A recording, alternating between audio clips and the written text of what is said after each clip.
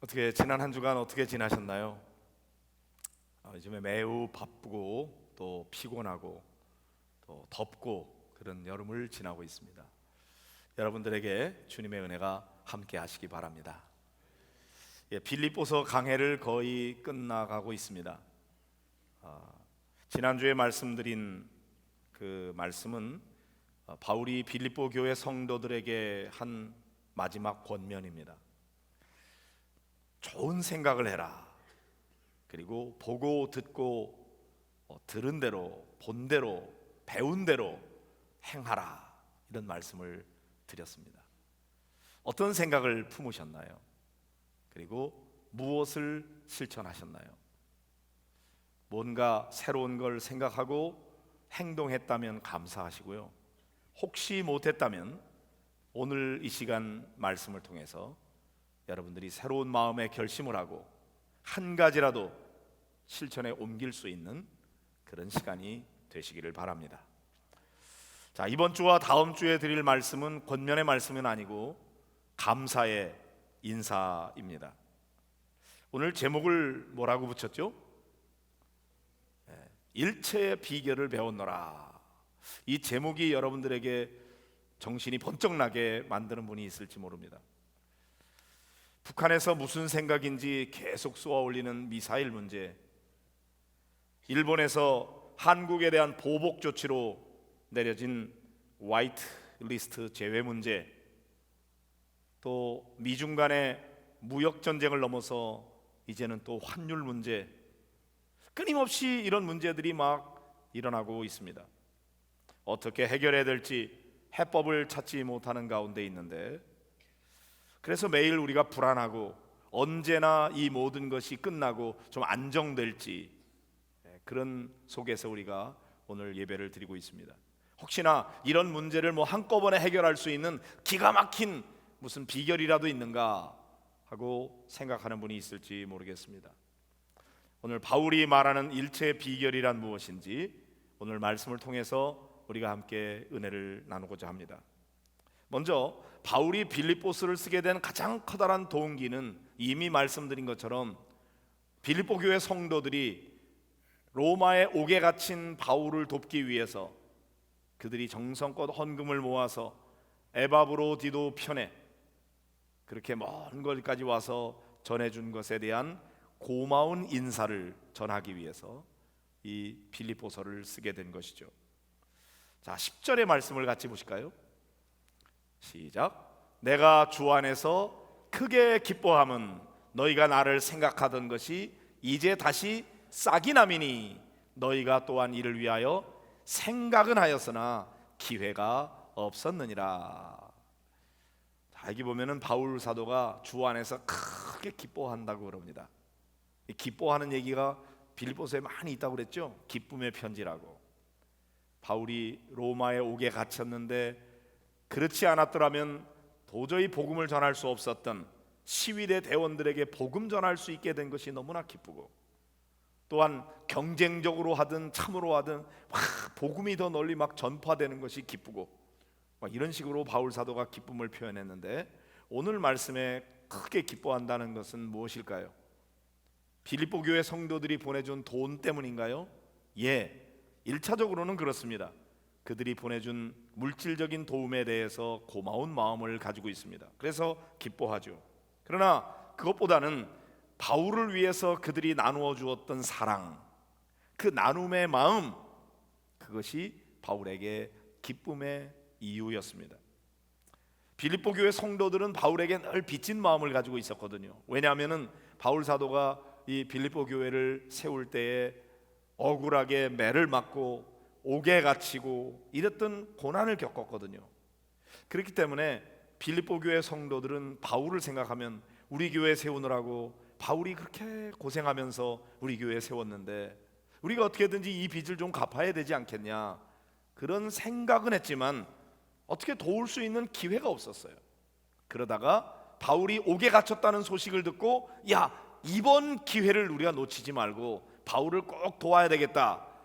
그래서 정성을 모아서 에바브로디오 편에 이제 바울을 돕게 된 거거든요. 좋은 생각을 품고 있으니까 기회가 올 때 실행에 옮기게 되었던 것이죠. 생각은 생각으로 끝나는 게 아니에요. 그것을 행할 수 있는 기회가 오는 것이죠. 그러므로 성도 여러분, 늘 좋은 생각을 품으시기를 바랍니다. 어떻게든지 남을 돕고자 하는 생각, 섬기고자 하는 생각, 베풀고 나누고자 하는 생각, 그런 생각이죠. 근데 여러분, 이 우리의 생각이라고 하는 것은 무엇에 영향을 받을까요? 우리가 무엇을 보고 무엇을 듣느냐에 따라서 우리의 생각에 영향을 미치게 됩니다. 여러분, 코미디 프로그램을 자꾸 보는 사람은 머릿속에 무슨 생각이 가득할까요? 재미있는 이야기, 개그. 그래서 사람들 만나면은 야, 내가 말이야 이런 거 봤는데, 그리고 막 재미있는 얘기를 막 하게 됩니다. 왜요? 그걸 보았기 때문인 것이죠. 폭력적인 게임을 막 하는 사람은 순간 스트레스가 풀릴지는 몰라도 자기도 모르는 사이에 폭력적인 사람이 될 가능성이 높은 것이죠. 그렇기 때문에 어린아이들에게 그 폭력적인 거, 그런 거 자꾸 보여주면 안 된다고 말하고 있는 것입니다. 영향이 금방 가거든요.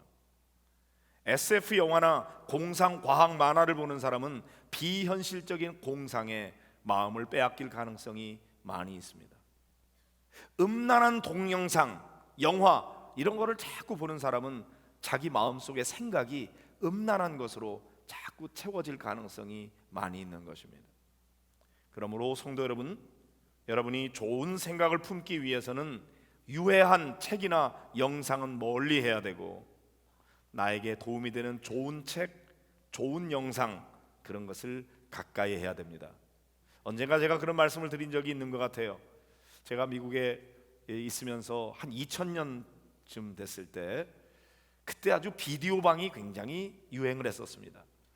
미국에 사는 사람들은 고향을 그리워하면서 사극 같은 거를 보는 걸 즐거워했는데, 일주일치 그 연속극을 비디오로 빌려다가 주말에 그냥 스트레이트로 그거를 보는 겁니다. 어느 장로님이 그걸 열심히 보고서 주일날 딱 나왔는데, 그날 기도인 것을 모르고 미리 준비를 못하고 온 거예요. 강대상에 올라와가지고 기도를 하는데, 하나님 아버지, 성은이 만극하옵나이다.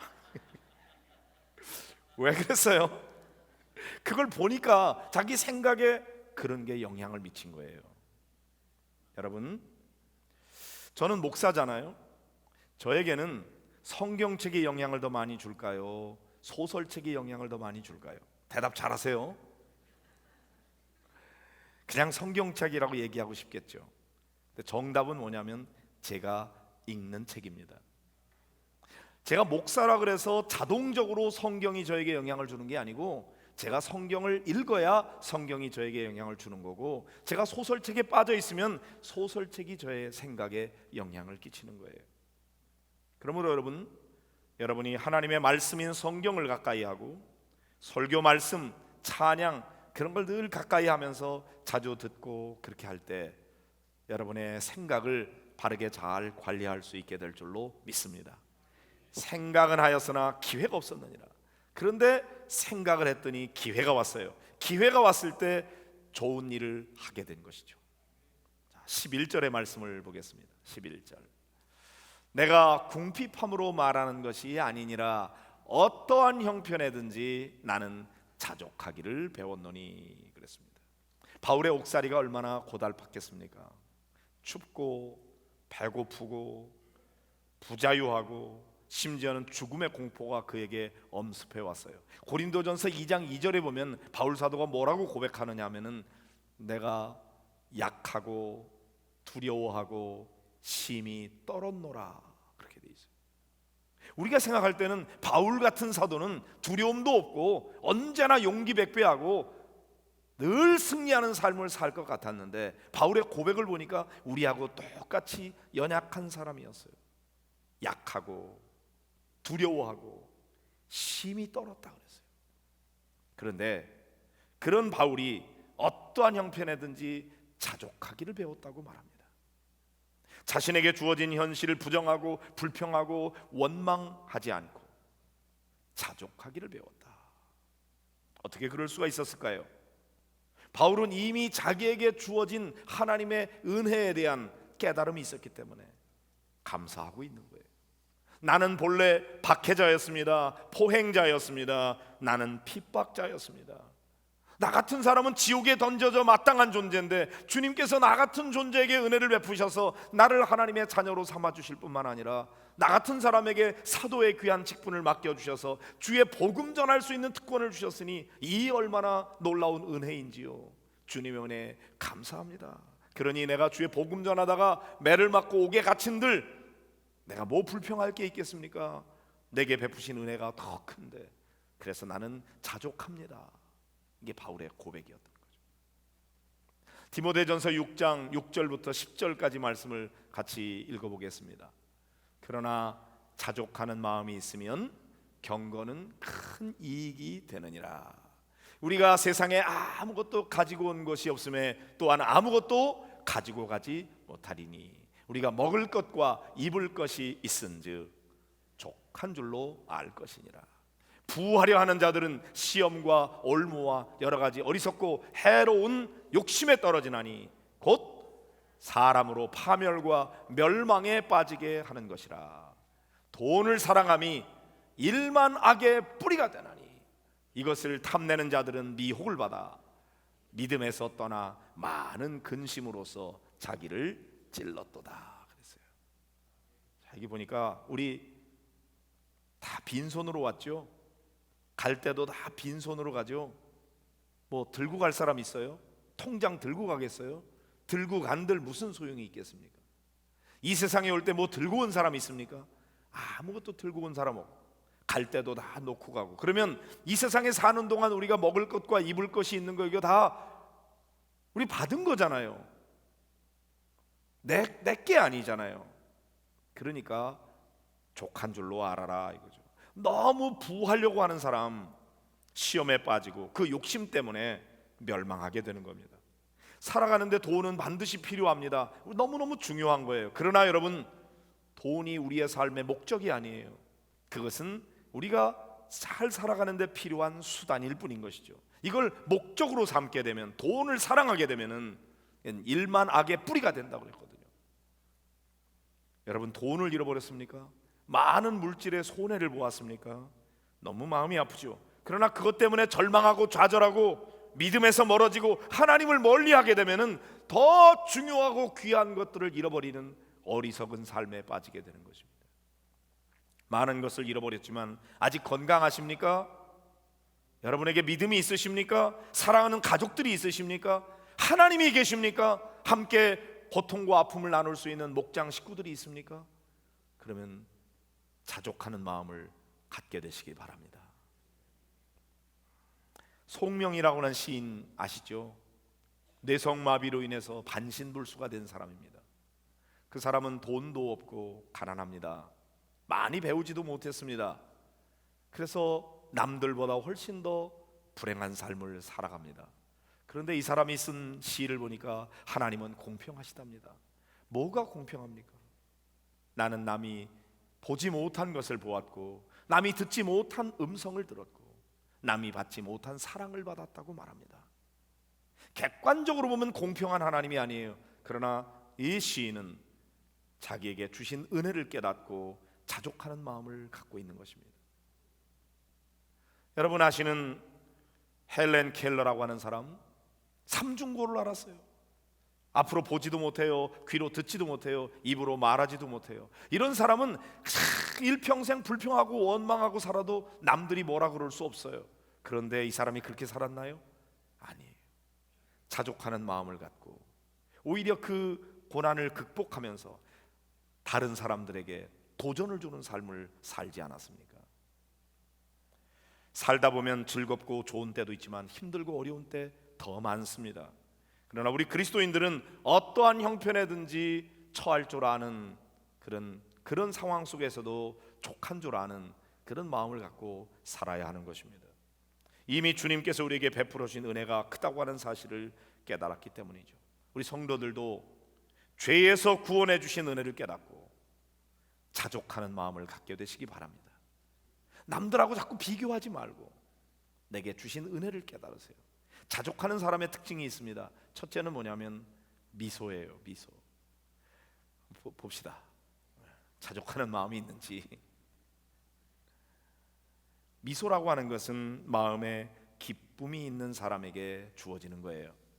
인상 찡그리고 매일 화난 사람처럼 무뚝뚝하고 어두운 표정을 짓는 사람은 자족하는 마음이 없는 사람이에요. 그리스도인의 얼굴이 아니에요.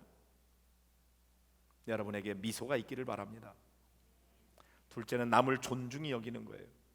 내게 주신 은혜가 크니까 족한 줄로 알고 다른 사람에게 너그럽게 하고 그 사람을 존중해 줄 줄 아는 여유가 있는 것이죠. 셋째는 감사하는 마음입니다. 내가 남들하고 비교해서 더 많은 것 같지 않았어도 이미 내게 주신 것으로 인해서 먹을 거 입을 거 있는데 이거 가지고 족한 줄로 아는 거죠. 그럴 때 감사하는 거예요. 여러분 모두 주 안에서 자족하는 법을 배우시기를 축복합니다.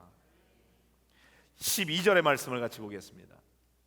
나는 비천에 처할 줄도 알고 풍부에 처할 줄도 알아. 모든 일 곧 배부름과 배고픔과 풍부와 궁핍에도 처할 줄 아는 일체의 비결을 배워노라. 할렐루야. 바울이 배웠다고 하는 일체의 비결이란 뭔가요? 보통 우리가 비결이라면 대단히 경제적인 논리를 가지고 접근하죠. 공부는 조금 하고 점수는 많이 얻고 일은 조금 하고 돈은 많이 벌고 운동은 안 하고 건강하게 다이어트하는 이런 비결, 이런 거를 꿈꾸죠. 또는 무슨 성공의 비결, 장수의 비결, 오늘 우리나라가 처해 있는 여러 가지 문제들 해결할 수 있는 무슨 기가 막힌 비결, 그런 거를 생각할지 몰라요. 그러나 바울이 말하는 비결은 무엇입니까? 비천에 처할 줄도 알고 풍부에 처할 줄도 아는 비결인 것입니다. 일반적으로 조금 어려워지면은 쉽게 낙심하고 절망하고 좌절해요. 그 사람은 비천에 처할 줄 모르는 거예요. 그리스도인들은 아무리 힘들고 어려워도 좌절하지 않고 절망하지 않고 오뚜기처럼 다시 일어날 줄 아는 사람이죠. 그 다음에 갑자기 상황이 좋아지고 부유해지고 남들보다 좀 더 떵떵거리고 살게 되면 어떻게 되기 쉬운가요? 교만해지기 쉬워요. 자기 잘난 체하고 그냥 자기 자랑하고 남들에 대해서 배려할 줄 모르고 긍휼을 베풀 줄 모르고, 그거는 풍부에 처할 줄 모르는 거예요. 일체의 비결을 배운 그리스도인들은 어떻게 합니까? 겸손하게 영광을 주님께 돌리는 것입니다. 왜 그렇습니까? 어떻게 그럴 수 있습니까? 우리의 생사화복이 다 내 주권하에 있는 것이 아니라 하나님의 주권하에 있다는 사실을 믿기 때문인 것이죠. 내가 뭔가 가지고 있으면 그거는 하나님이 주신 은혜이고, 내가 지금 고난에 있습니까? 이 고난을 극복할 수 있는 능력도 오직 하나님의 손에 달려 있다는 사실을 믿기 때문에, 그래서 쉽게 교만하거나 쉽게 낙심하거나 그러지 않고 하나님의 주권을 인정하면서 늘 겸손하게 믿음으로 살아가는 것입니다. 궁핍해져도 비굴해지지 않고 풍부해져도 교만하지 않는 사람, 이런 사람이 일체의 비결을 배운 사람인 것입니다. 저는 우리 모든 성도들이 어떠한 형편에든지 적응할 수 있는 능력을 갖춘 성도들이 되기를 축복합니다. 성경에 어떤 사람이 그런 사람인가 생각해 보니까 요셉이 떠오르더라고요. 여러분, 요셉은 한 집안에 사랑받는 아이로서 채색 옷만 입고 있었던 아이였어요. 그런데 형들에게 미움을 받아가지고 그냥 남의 나라에, 언어도 다르고 문화도 다른 나라에 노예가 돼버렸어요. 이렇게 억울할 때가 어디 있습니까? 절망스럽죠. 그러나 요셉은 어떻게 합니까? 거기에 가서 노예 생활을 성실하게 잘 합니다. 적응을 잘해요. 거기서 인정받는 사람이 됐어요. 얼마나 매력이 있었는지, 여러분, 파라오의 황제의 그 시위대장의 부인이, 아니 그래, 자기 집안에 온 노예의 사랑을 빠졌어요. 그를 연모하면서 늘 동침하자 그래요. 요셉이 그때마다 다 거절했어요. 그런데 어느 날 볼일 보러 들어갔다가 단둘이 딱 만났네. 옷을 붙잡고 늘어지면서 나하고 동침하자, 지금이 찬스다. 그럴 때 요셉은 옷을 벗어 던지고 도망을 가버립니다. 자존심이 상한 보디발의 아내가 누명을 씌우죠. 저놈이 내가 사랑해줬더니 아니 저놈이 들어와서 나를 겁탈하려고 그래서 내가 소리를 지르니까 옷을 벗어놓은 채 도망가 버렸다. 얼마나 그럴듯합니까? CC 카메라도 없고 말이지. 완전히 옥에 갇히게 됐어요. 이거는 뭐 말로 다 할 수, 노예살이가 문제가 아니에요. 이제는 성폭행범으로 누명을 쓰고 옥에 갇혔습니다. 억울하기 짝이 없죠. 거기서 어떻게 하나님이 내게 이럴 수 있습니까? 불평하고 원망할 만한데 요셉은 그렇지 않습니다. 옥에 갇혔는데도 거기에 적응하는 거예요. 요셉이 옥에 갇혔으나 여호와께서 요셉과 함께 하셨다. 그가 거기에서 그 생활을 잘 감당하다가 이제 바로 황제의 꿈을 해몽해 주는 일로 졸지에 이집트의 총리 대신이 됩니다. 야, 이제 권력을 가지게 됐어요. 돈도 가지게 됐어요. 나를 여기에 노예로 팔아버린 이 형들 내가 가만두지 않으리라. 원수 갚을 수 있는 기회가 왔는데 형들이 와서 곡식을 사러 왔을 때 원수 갚지 않습니다. 형들이 나를 이곳에 판 게 아닙니다. 하나님이 보내셨습니다. 야, 정말 요셉 어떻게 이럴 수가 있습니까? 하나님의 주권을 믿는 거예요. 형들이 팔았다고 오는 게 아니에요. 하나님이 허락하신 거예요. 그리고는 어떠한 형편에든지 적응해 나가는 거죠. 자, 오늘의 결론입니다. 13절의 말씀을 보실까요? 시작. 내게 능력 주시는 자 안에서 내가 모든 것을 할 수 있느니라. I can do everything through him who gives me strength. 이 말씀은요, 대단히 사람들이 좋아하는 말씀인데 매우 오해되고 오용되기 쉬운 말씀입니다. 우선은 능력 주시는 자 안에서 그랬죠. 주님을 뭐라고 표현합니까? 우리에게 능력을 주시는 분, 우리에게 필요한 지혜 주시고 용기 주시고 믿음 주시고 능력 주시는 분이에요. 우리 주님이 그렇게 주시는데 그럼 너는 가만히 있어, 내가 다 해줄게, 그리고 문제 다 해결해 주는 게 아니라 내게 그런 거를 주셔서 내가 모든 것을 할 수 있도록 해주시는 거죠. 그런데 여러분, 내가 주님 안에 있으면 모든 일이 다 형통합니다. 주님 안에 있으면 사업도 다 성공하고 좋은 대학 가고 승진하고 병에도 안 걸리고 사고도 일어나지 않고 만사가 형통합니다. 그런 얘기로 이것을 읽고 싶죠. 근데 그런 뜻이 아니에요. 이 말씀은 능력 주시는 자 안에서 내가 가난도 이길 수 있습니다. 비천에 처한다고 할지라도 내가 절망하지 않을 수 있습니다. 그런 뜻이에요. 내가 억울하게 형들에게 미움받아서 저 이집트의 노예로 팔려갈지라도 나는 좌절하지 않습니다. 그리스도 안에 있을 때 억울하게 누명을 쓰고 옥살이까지 한다고 할지라도 나는 좌절하지 않습니다. 주권이 하나님께 있음을 믿습니다. 내가 거기서도 열심히 성실하게 맡겨진 책임을 감당하는 것이죠. 그래서 주님 안에 있으면 비천에 처하지도 않고 궁핍해지지도 않고 고난도 없고 슬픔도 없고 눈물도 없고 그런 일이 펼쳐질 것이라고 말씀하고 있는 게 아니고, 주님 안에 있을 때 비천에 처한다 할지라도 가난해진다고 할지라도 질병으로 고통을 받는다고 할지라도 억울하게 사고를 당해서 고통 가운데 산다고 할지라도 그래도 내가 능력 주시는 자 안에 있으면 나는 좌절하지 않습니다. 절망하지 않습니다. 내가 이 모든 고난을 이길 수 있습니다. 그런 뜻입니다. 사랑하는 성도 여러분, 신앙생활 잘해도 가난해질 수 있습니다. 사업 망할 수도 있어요. 억울한 일 당할 수도 있어요. 어떻게 하나님이 이럴 수가 있습니까? 하나님 도대체 살아계십니까? 이렇게 우리가 원망할 만한 일을 당할 수 있습니다.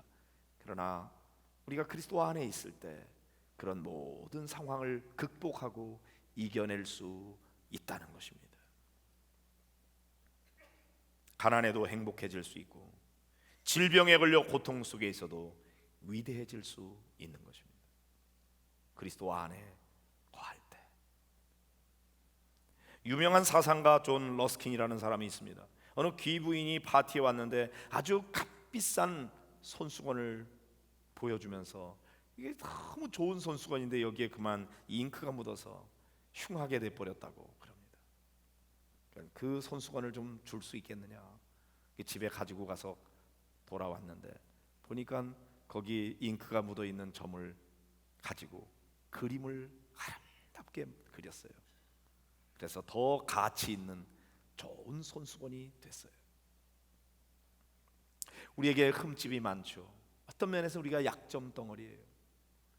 그러나 하나님께서는 우리의 이 약점을 주님 앞에 믿음으로 내어드릴 때 그것을 가지고 창조적으로 더 아름답고 새롭게 위대하게 그렇게 우리를 사용하시는 분임을 믿으시기를 바랍니다.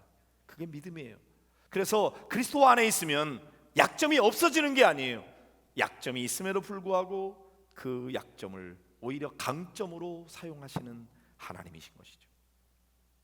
어느 회사의 사장님이 세일즈맨을 교육하면서 그랬다 그래요. 흰 종에다가 검은 점을 하나 딱 찍어놓고 뭐가 보입니까? 검은 점이 보입니다. 자세히 보세요. 뭐가 보입니까? 검은 점이 보입니다. 왜 검은 점만 봅니까? 흰 바탕이 안 보입니까? 무한한 가능성을 가진 흰 바탕은 볼 줄 모르고 구석진데 있는 검은 점 하나 보고서 매일 그것만 보고 있는 거예요. 그것 때문에 안 되고 그것 때문에 못 살고. 혹시 여러분 그러고 있지는 않습니까? 기독교 신앙이라고 하는 것은 나는 부족하지만 하나님의 손에 위탁될 때 하나님께서 놀라운 일을 행하신다는 사실을 믿으시기를 바랍니다. 재산이 문제가 아니에요. 스펙이 좋지 않아도 괜찮아요. 눈에 보이는 게 전부가 아니에요. 능력 주시는 분이 예수 그리스도이십니다. 우리가 그 예수 그리스도 안에 있을 때 어떠한 어려움도 우리가 극복하고 이겨낼 수가 있는 것입니다. 사랑하는 성도 여러분, 호텔에 가면은 키를 주죠. 어쩌다가 내가 실수로 키를 잃어버렸습니까? 아무리 문을 열라 그래도 문이 열리지 않습니까? 그때 절망하십니까? 프론트에 가면은 마스터 키가 있습니다. 어떤 방이든지 다 열 수 있는 키인 것이죠. 그리스도인은 누구입니까? 마스터 키를 가진 사람입니다. 마스터 키는 뭡니까? 예수 그리스도이십니다. 그리스도 안에 있을 때 우리는 어떤 것도 열 수 있는 그런 능력을 갖추게 되는 것입니다. 배고픔도 괜찮습니다. 가난도 이길 수 있습니다. 감당할 수 있습니다. 질병도 이길 수 있습니다. 우리나라가 안고 있는 여러 가지 문제들이 많이 있습니다. 지금 어떻게 해결해야 될지 실마리를 찾지 못하고 있습니다. 그런데 이런 때 절망합니까?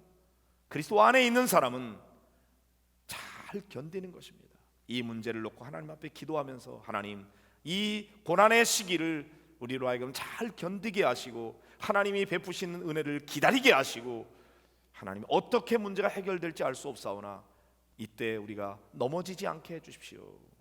하나님 앞에 매달리는 거죠. 우리가 지금 가지고 있는 모든 죄와 죽음과 불안과 저주의 문제, 궁극적인 해결은 바로 예수 그리스도 안에 있습니다. 십자가가 능력입니다. 그러므로 이것을 믿으시기를 바랍니다. 이 시간 우리 함께 기도하기를 원합니다. 여러분에게 처한 문제가 무엇인지, 어떻게 도대체 해결해 가야 될지 나는 방법도 모르고 능력도 없고 지혜도 없습니다. 물질도 없습니다. 그러나 주님, 어찌하면 좋습니까?